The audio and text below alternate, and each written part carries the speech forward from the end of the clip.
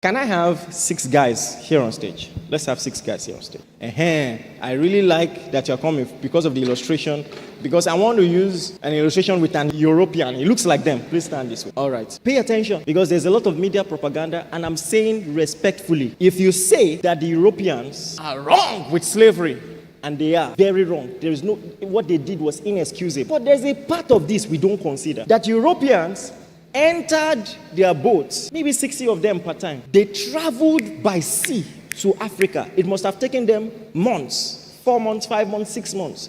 Imagine how exhausted they would have been. They might have even contracted, some infection on the way, all these kind of things. They will land at our shores vulnerable. And now they want to capture hundreds of Africans. And to capture them, they must not shoot them, because if they shoot them, they will lose value. They can't work in plantation. So you want to capture able-bodied men without shooting them. How are you going to do that? You've been in the boat for months. You are weak. You are vulnerable. Now you want to capture people, take them to the boats. There are just 60 of you. You want to capture hundreds of them. Take them to the boats and do that successfully. Let me tell you the parts in the history that is missing. There was no way they could do that without our help. Am I saying the Europeans were not wrong? They are very wrong, sinful. In fact, I don't want to say God will punish them, but you want to get what I'm saying.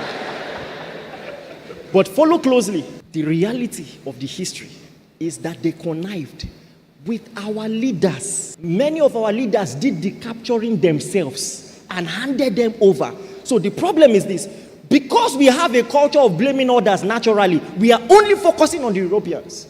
And the real cause, this culture has been passed down. Now we have a democracy. That same oppressive culture is still in politics. The real people behind it, we have not held them accountable. And so it has changed form. If you think that the real oppressive culture is in the Europeans, let them open the borders and let's see how many of you will stay next. How many of you will I see next Sunday? If they say you no longer need visa to go to US, to go to UK. I thought the culture is oppressive. In that same oppressive culture, I am not exonerating them for the things they did. But you see, your rights are more likely to be respected there. Isn't that true? So it tells you the real oppressive culture is here. We are the ones who don't know how to value a common man. Give him rights. Give him, we plan only for the rich. We have no structure for the vulnerable. And by the way, there are spiritual consequences to any nation that does that.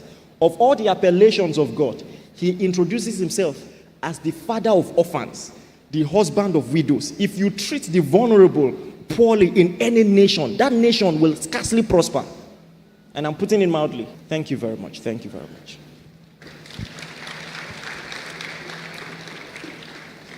Do you understand what I just said? At the end of the day, we have to look at ourselves and say, hey, something must change. Start with you.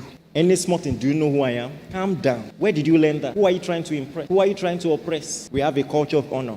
We honor God. We honor fellow men. We honor kings. They won't always deserve our honor, but we're a people of honor. Doesn't mean we won't say they are wrong when they are wrong, but we're a people of honor. Amen, somebody.